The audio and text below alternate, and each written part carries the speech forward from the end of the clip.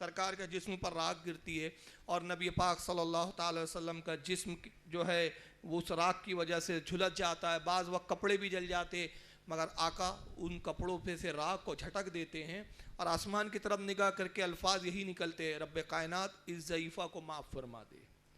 اے پروردگار عالم میں اس کا کوئی بدلہ نہیں چاہتا، اے رب قدیر اس کے دل کے دریچوں کو کھول دے، اس کو اسلام کی طرف راغب فرما۔ یہاں تک کہ لکھنے والے اور مورخ بیان کرتے ہیں، سیرت نگار بیان کرتے ہیں کہ بعض وقت گھر میں جو اس کے بچے ہوتے تھے چھوٹے کچھ، وہ غلاظتیں اٹھا کے لاتی ان بچوں کی اور نعوذ باللہ من ذالک رسول اللہ پہ وہ غلاظتیں بھی پھینک دیا کرتی تھی، اور جس دن اس کے پاس رسول کے جسم پر ڈالنے کے لیے کچھ نہیں ہوتا تو صحن کے اندر اور دور جا کے کانٹے ببول کے کانٹوں کو وہ چن کر لاتی اور اس راستے میں بچھا دیتی جس راستے سے سرکار کو گزرنا ہے، تاکہ محمد صلی اللہ علیہ وسلم جب گزرے تو یہ کانٹے لباس میں الجھ جائیں، کپڑے آپ کے جو ہے پھٹ جائیں، آپ کے پیر زخمی ہو جائے۔ یہ اس کا معمول ہے کہ رسول اللہ کو ستانے یا پریشان کرنے میں کبھی وہ کوتاہی نہیں کرتی ہے، حضور کے انتظار میں رہتی ہے اور سمجھتی ہے کہ جتنا میں محمد کو ستاؤں گی گویا اتنے میرے معبود مجھ سے راضی ہو جائیں گے۔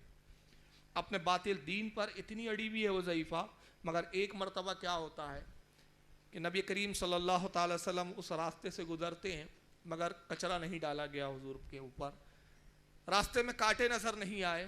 غلاظت نہیں پھینکی گئی۔ آپ بڑے متعجب ہوئے کہ آج کیا بات ہے کہ ضعیفہ کا معمول ہے موقع کی تلاش میں ہوتی ہے مگر آج کچرا نہیں ڈالا گیا ہے، آج غلاظت نہیں پھینکی گئی ہے۔ دوسرا دن آیا، حضور پھر اسی راستے سے گزرے ہیں مگر آج بھی پھر کچرا نہیں آیا، آج بھی غلاظت نہیں پھینکی گئی، آج بھی کانٹے نہیں بچھائے گئے۔ تیسرا دن آتا ہے تو تیسرا دن بھی وہی معاملہ تھا۔ حضور اپنے اصحاب سے فرماتے کیا بات ہے، اس ضعیفہ کو میں نہیں دیکھ رہا ہوں، وہ کانٹے مجھے اب نظر نہیں آتے، وہ غلاظت پھینکنے کا انداز نظر نہیں آ رہا ہے، معلوم کرو آخر ضعیفہ کا کیا حال ہے، کیا وہ اس گھر میں نہیں ہے، کسی رشتہ دار کے گھر گئی بھی ہے، ذرا پتہ لگایا جائے۔ جب پتہ لگایا گیا تو معلوم ہوا کہ ضعیفہ کچھ دنوں سے بڑی سخت بیمار ہے، اور بیماری کا یہ عالم ہے کہ بستر سے اٹھنا بھی نہیں ہوتا ہے۔ نبی پاک صلی اللہ علیہ وسلم نے جیسی اس کی بیماری کا حال سنا بے چین ہو گئے سرکار، اور تشریف لے جانے لگتے، صحابہ عرض کرتے یا رسول اللہ آپ اس کی عیادت کے لیے جائیں گے جو کانٹے بچھاتی ہے، جو ظلم کرتی ہے، ستم کرتی ہے؟ فرمایا ہاں، اس لیے کہ میں رحمت للعالمین بن کر آیا ہوں،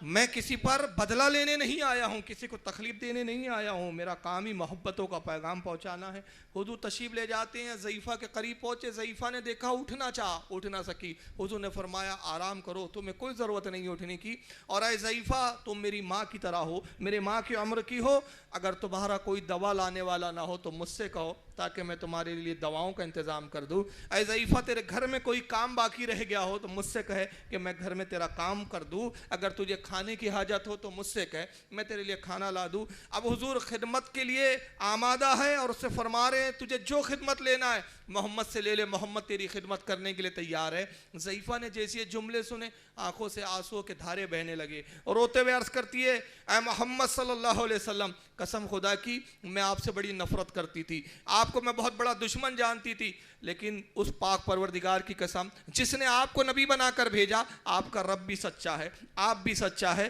کہ میں نے ایسا دشمنوں سے سلوک کرنے والا آج تک کوئی شخص نہیں دیکھا کہ جو دشمن ہمیشہ جسے ستاتا ہو، یہ وہ موقع ہوتا ہے کہ آپ چاہتے تو مجھ سے بدلہ لے سکتے تھے، آپ چاہتے تھے تو اپنے ساتھیوں کی جو ہے ذریعے مجھے ہلاک اور تباہ کر سکتے تھے، مگر اے محمد آپ نے معاف بھی کیا، اور صرف معاف نہ کیا بلکہ یہ محبتوں کا سلوک ہے، یہ محبتوں کا انداز ہے۔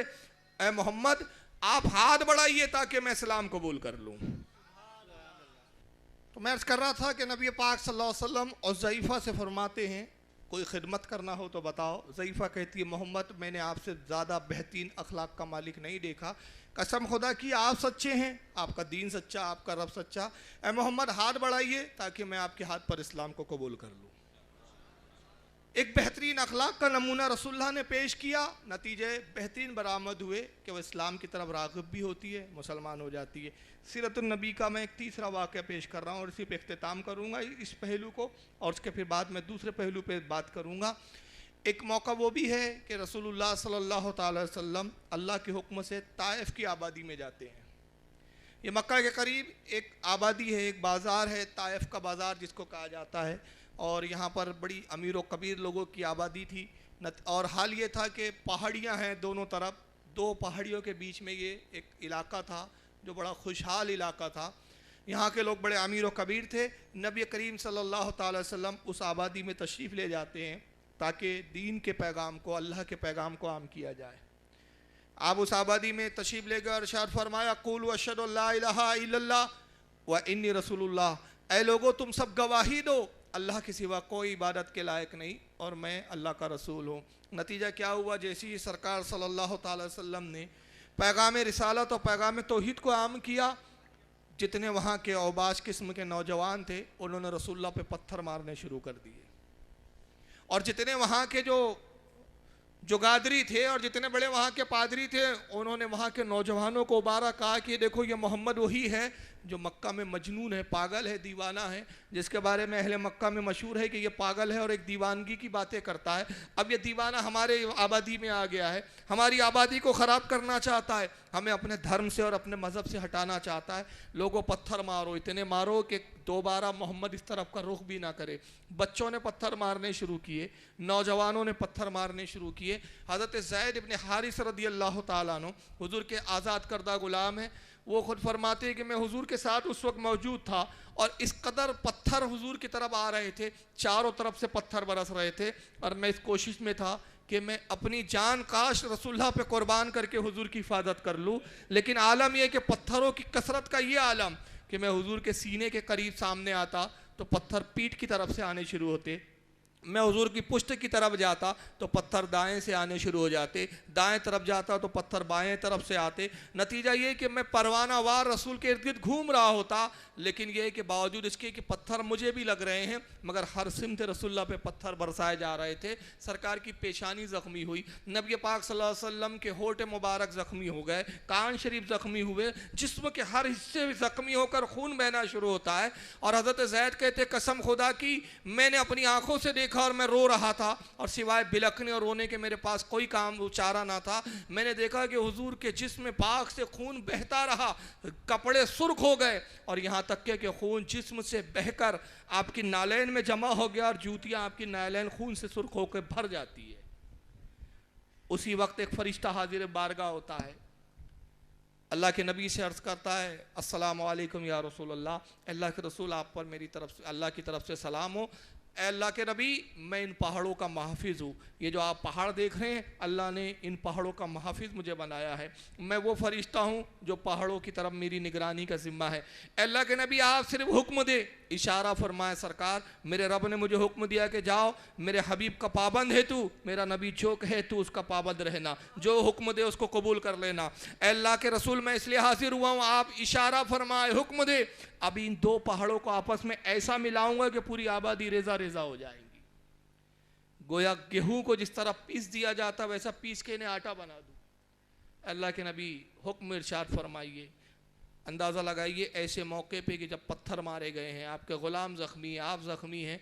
عام کوئی بھی انسان ہوتا تو یہی کہتا کہ ہاں فوراً اس آبادی کو تباہ کر دو، فوراً ان پر عذاب نازل کرو. مگر وہ رحمت للعالمین بن کر آئے تھے، آقا وہ تھے جو سارے عالم کے لیے رحمت بن کر تشریف لائے تھے. ارشاد فرمایا کہ اے فرشتے تجھ سے مجھے کوئی حاجت نہیں، میرا رب پروردگار عالم میرے حالات کو دیکھنے اور جاننے والا ہے، مجھے اس آبادی سے ان لوگوں سے کوئی غلہ نہیں، بخدا یہ نہیں جانتے کہ میں کون ہوں. اور اس کے بعد فرمایا فرشتے جاؤ تیرے لیے کوئی حکم نہیں، میں دیکھ رہا ہوں، میری نگاہ دیکھ رہی ہے، آج یہ مجھے نہیں پہچانتے، آج مجھے یہ نہیں جانتے، مگر آنے والے زمانے میں انہی سے وہ نسلیں نکلیں گی جو مجھ پر ایمان بھی لائیں گی اور اسلام کے لیے اپنی قربانیوں کو بھی پیش کرتے ہوئے نظر آئیں گی.